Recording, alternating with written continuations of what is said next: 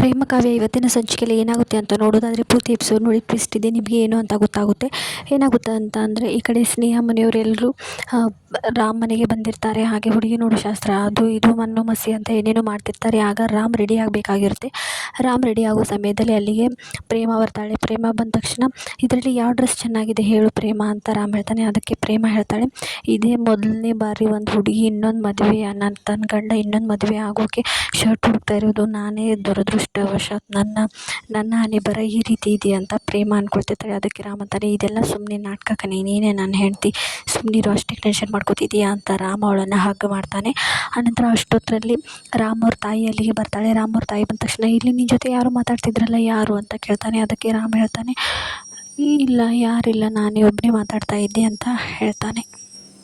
ಆನಂತರ ಬೇಗ ರೆಡಿಯಾಗಿ ಬಾ ರಾಮ್ ಅಂತ ಹೇಳ್ಬಿಟ್ಟು ಅವ್ರ ಅಮ್ಮ ಹೋಗ್ತಾಳೆ. ಆಗ ಪ್ರೇಮ ಅಲ್ಲಿಂದ ಹೊರಗಡೆ ಬರ್ತಾಳೆ. ಜಸ್ಟ್ ಮಿಸ್ ಇಬ್ಬರು ಸಿಕ್ಕಾಕೊಂಡು ಬಿಡ್ತಿದ್ವಿ ಅಂತ ರಾಮ್ ಹೇಳ್ತಾನೆ. ಆನಂತರ ಏನಾಗುತ್ತೆ ಅಂತಂದರೆ ಈ ಕಡೆ ಸ್ನೇಹ ಮನೆಯವರೆಲ್ಲರೂ ಬಂದಿರ್ತಾರೆ. ಆಗ ರಾಮ್ ಬಂದುಬಿಟ್ಟು ಸ್ನೇಹ ಪಕ್ಕದಲ್ಲಿ ಕೂತ್ಕೊಳ್ತಾನೆ.